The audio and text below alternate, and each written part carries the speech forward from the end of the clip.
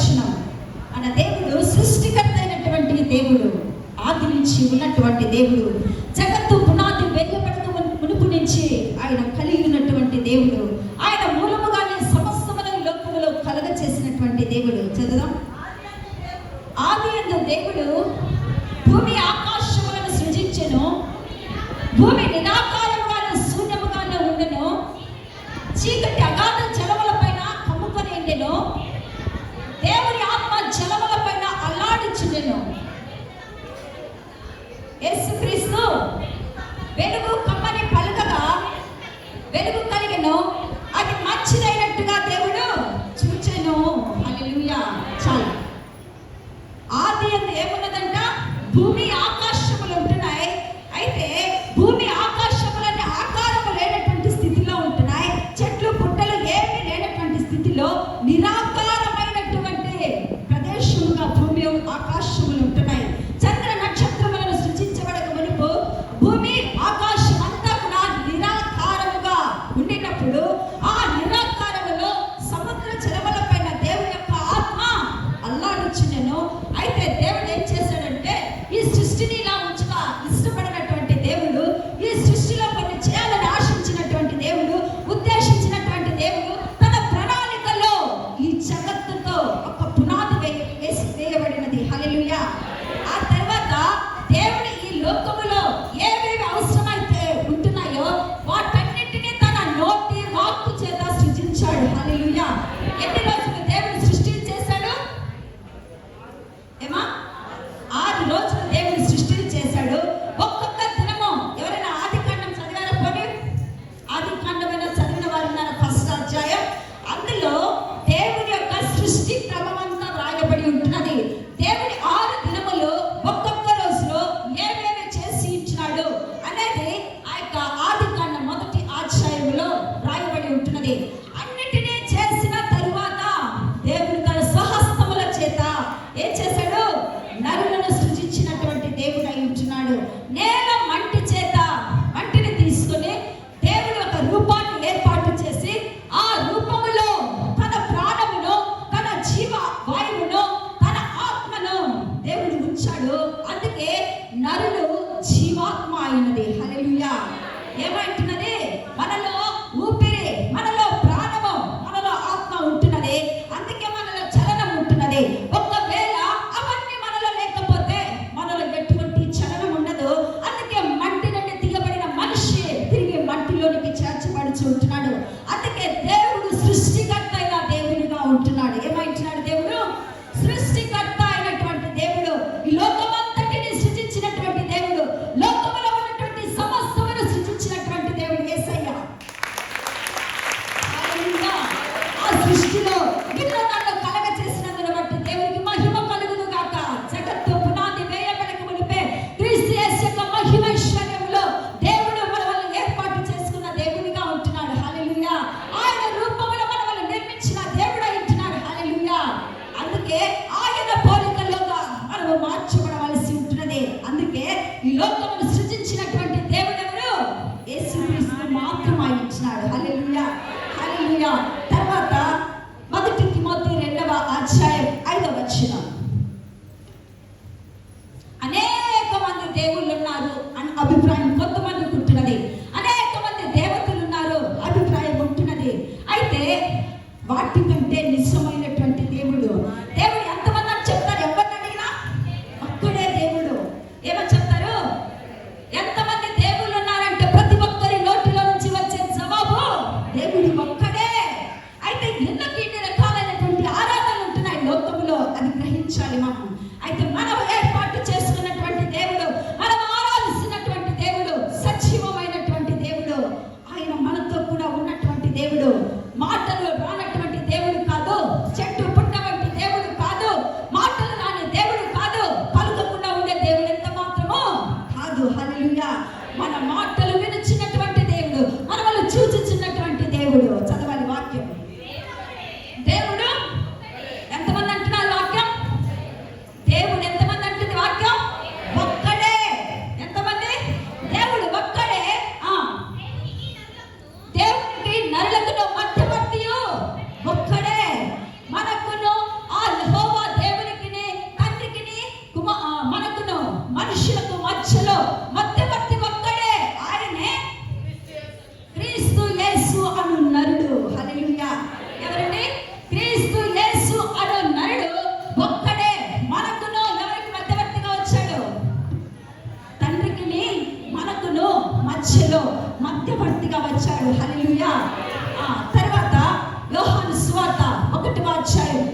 వచనం.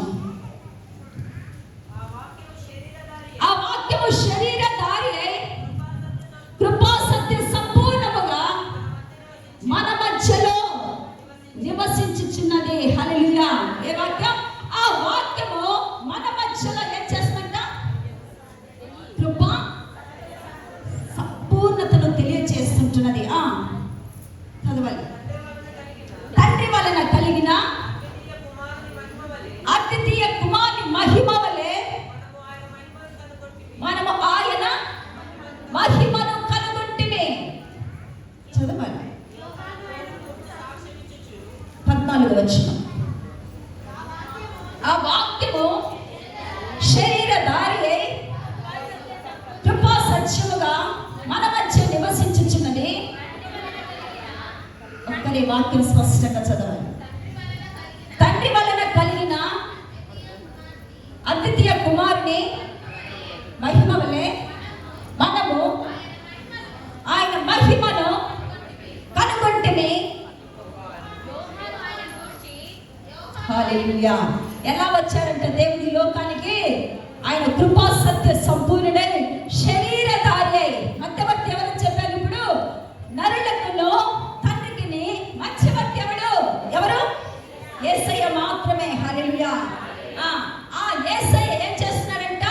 వాక్యమైన దేవుడు. ఏమంటున్నాడు? వాక్యమే దేవుడు. ఆదియందు వాక్యముండెను, వాక్యము దేవుడై ఉండెను. హల్లెలూయా. కాబట్టి వాక్యము దేవుడై ఉంటున్నది. ఆ వాక్యమైన దేవుడు శరీరధారిగా ఈ లోకానికి మన కొరకు వచ్చిన దేవుడై ఉంటున్నాడు. హల్లెలూయా. అందుకే దేవుడు లోకమును ఎంతో ప్రేమించెను కాగా తన అద్వితీయ కుమారుని విశ్వాసముంచు ప్రతి వాడును నశింపక నిత్య జీవము పొందును అని ఆయన అనుగ్రహించిన దేవుడై ఉంటున్నాడు. హల్లెలూయా. దేవుడు యేసుక్రీస్తు ఒక్కడే దేవుడు. సర్వ సృష్టికి ఆయన ఒక్కడే దేవుడు. సర్వ మానవాళికి ఆయన ఒక్కడే దేవుడు అయి ఉంటున్నాడు. ఎందుకంటే ఆయన లోకమును సృజించినటువంటి దేవుడు. ఈ లోకంలో ఉన్న ప్రజలను సృజించినటువంటి దేవుడు.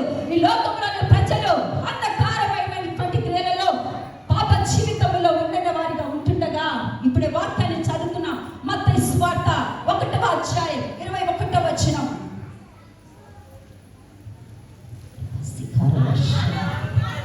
ఆయన ఒక కుమారుని కనును,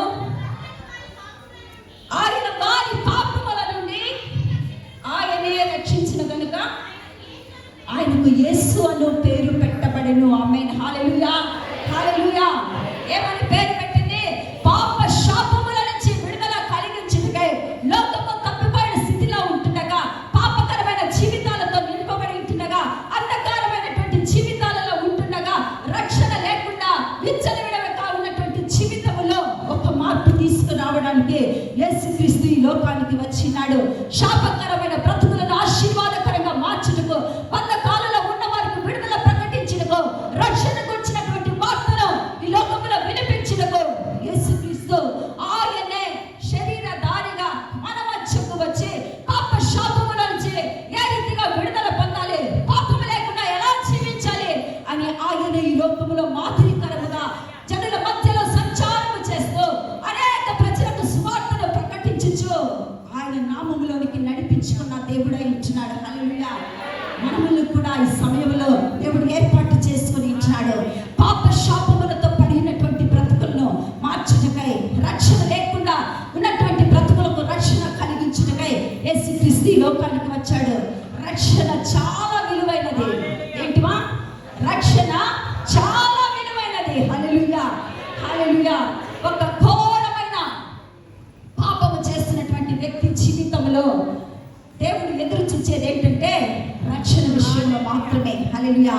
ఒకసారి దేవదూతలను దేవుడు భూలోకానికి పంపించి భూలోకములో ఒక విలువైనది తీసుకురమ్మని చెప్పాడంట. అప్పుడు దేవదూతలు భూలోకానికి వచ్చి ఈ లోకంలో మనం విలువైనదిగా ఏ భావించుకుంటాం? బంగారాన్ని భావించుకుంటాం, వజ్రాలను భావించుకుంటాం, అందమైన వాటిని భావించుకుంటాం, అందమైన అంతస్తులను భావించుకుంటాం, గొప్ప ధనముతో నింపబడిన జీవితాన్ని భావించుకుంటాం. నాకంటే విలువైన వారి లోకంలో ఎవరు లేరు. నాలాగా ధనాన్ని సంపాదించిన వారు ఎవరు లేరు. నాలాంటి అందమైన వారు ఎవరు లేరు. ఇలాంటి విషయాలలో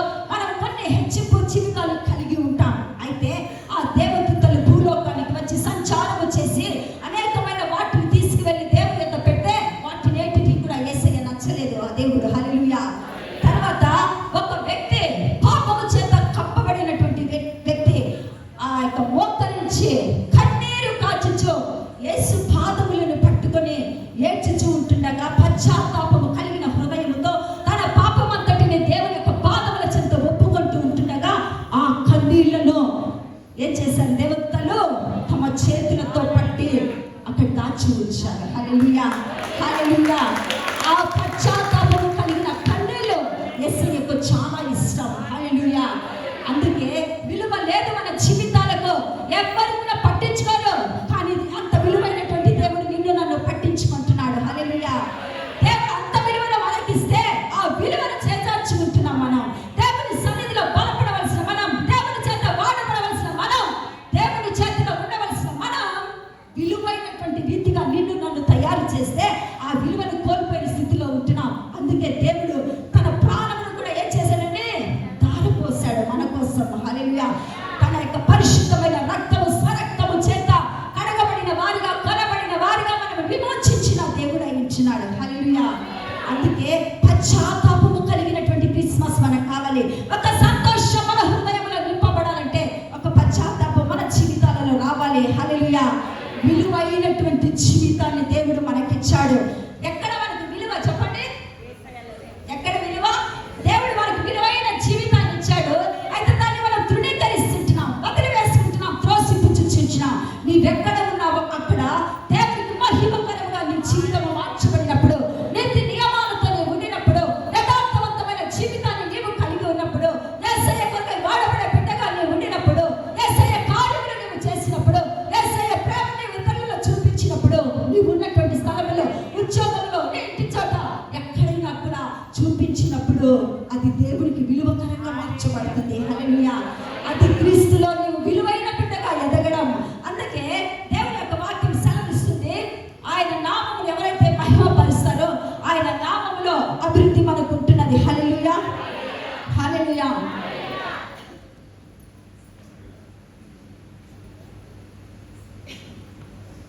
మనము తండ్రికి మహిమ తెచ్చే కార్యములు చేస్తూ ఉంటే ఆ తండ్రి కూడా ఏమవుతాడంట? మహిమ పరుచుకుంటూ ఉంటాడు. మనము ఫలిస్తూ ఉంటుండగా మన తండ్రి ఏమవుతాడు? మహిమ పరచబడుతూ ఉంటాడు. చూడండి, చిన్నపిల్లలు మంచి కార్యములను చేసి తల్లిదండ్రుల దగ్గరికి వస్తే తల్లిదండ్రులు ఏం చేస్తారు? పిల్లల పట్ల చాలా సంతోషించి వారికి ఏం చేస్తారండి?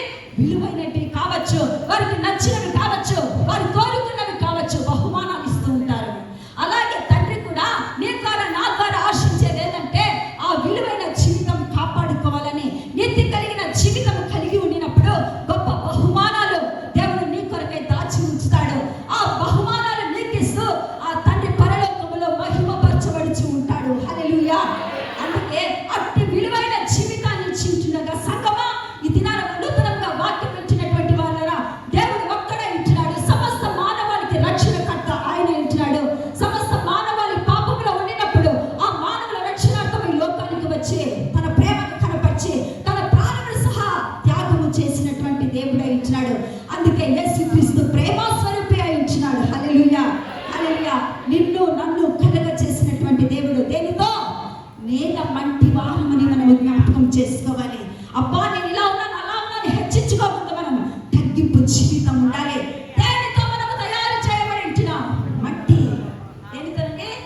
అన్నము కొద్ది కాలమే, చందము కొద్ది కాలమే, ధనము కొద్ది కాలమే, సమస్తము అశాశ్వతం. అయితే క్రీస్తు ప్రేమ శాశ్వతం.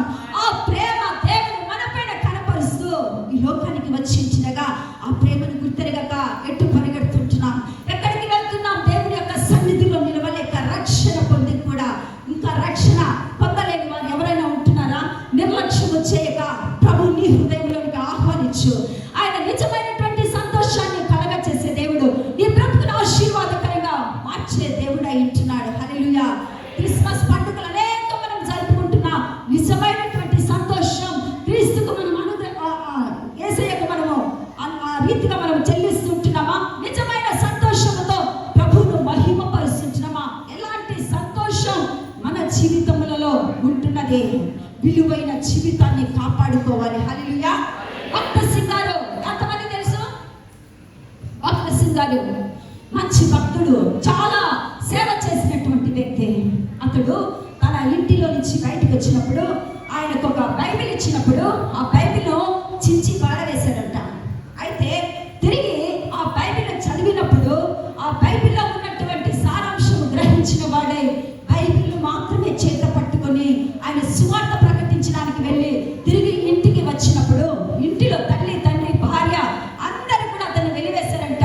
ఆ దేవుణ్ణి ఎందుకు నమ్ముకొని వచ్చావు? నువ్వు ఇంటిలో ఉండాలంటే, నాకు భర్తగా ఉండాలంటే నీవు ఆ దేవుణ్ణి వదిలిపెట్టి రమ్మని. అయితే భక్త సింగ్ గారు అన్నారంట, నీ ఆస్తి కంటే, నా భార్య కంటే, తల్లిదండ్రుల కంటే నాకు విలువైనదే రక్షణ. ఏంటంటే రక్షణ నాకు చాలా విలువైనది.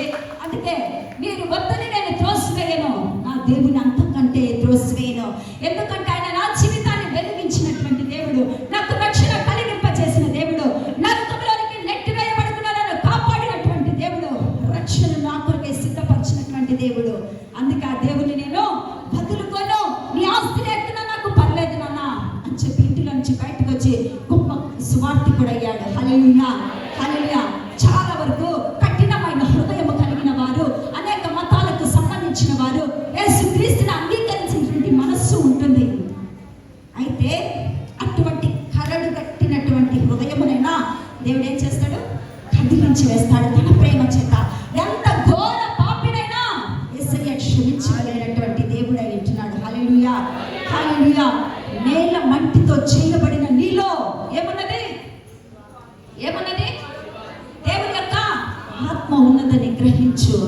అందుకే తిరిగి పాపములు పడిపోకండి, రక్షణ పొంది పాపపు స్థలములలోనికి వెళ్ళకండి, పాపములు చూడకండి, అపవిత్రమైన వాటి జోలికి, విగ్రహారాధనలకు మనం వెళ్ళకూడదు. ఎక్కడ పాపం ఉన్నదో అక్కడి నుంచి మనము పారిపోయే వారముగా ఉండాలి. హల్లెలూయా, హల్లెలూయా. నాన్న యేసయ్యా, ఓ నాన్న యేసయ్యా, నాన్న యేసయ్యా, ఓ నాన్న యేసయ్యా, తండ్రివి నీవేనయ్యా, తల్లివి నీవేనయ్యా, తండ్రివి నీవేనయ్యా, నేల నుండి మన్ను తీసి బొమ్మను చేసావే, నన్ను బొమ్మను చేసావే, నీ ఊపిరితో నాకు ప్రాణమునిచ్చావే, నాకు జీవమునిచ్చావే, నేల నుండి మన్ను తీసి బొమ్మను చేసావే, నన్ను బొమ్మను చేసావే, నీ ఊపిరితో నాకు ప్రాణమునిచ్చావే, నాకు జీవమునిచ్చావే, నా ప్రాణము నీవయ్యా, నా జీవము నీవయ్యా, నా ప్రాణము నీవయ్యా, నా జీవము నీవయ్యా, నాన్న యేసయ్యా, ఓ నాన్న యేసయ్యా, నాన్న యేసయ్యా, ఓ నాన్న యేసయ్యా, తండ్రివి నీవేనయ్యా, తండ్రివి నీవేనయ్యా, తండ్రివి నీవేనయ్యా, తండ్రివి నీవేనయ్యా. హల్లెలూయా. ఒకసారి అందరూ నిద్ర వచ్చేవారు ఎవరైనా ఉన్నారా? ఇంకా కొంచెం చెప్పనా? చెప్పనా? నిద్ర ఎవరికి రాలేదా? వాసనలు ఏమి రాలేదు కదా? వంట వాసన ఏమి రాలేదు. అందుకే మన కడుపులో పరిగెత్తడం లేదు. ఆ వాసనల చుమ్మనిందంటే ఏమవుతుంది? ఏమి వాళ్ళు ఆస్వాదిస్తున్నారు, బయట కూర్చున్న వారు. మనం ఆస్వాదిస్తున్న వాక్యాన్ని. హల్లెలూయా, హల్లెలూయా. ఎంతమందికి వాక్యం అర్థమైనది? ఎప్పుడైనా కూడా, ఎక్కడైనా కూడా ధైర్యముగా చెప్పగలం మనం, మన దేవుడే గొప్పవాడు, మన దేవుడు ఒక్కడే దేవుడు, ఆయనే సర్వ మానవాళికి దేవుడే, సర్వ సృష్టికి కారణభూతుడైనటువంటి దేవుడు. అందుకే ఆయన యొద్దకు వచ్చిన ప్రజలను ఆయన త్రోసివేయడు.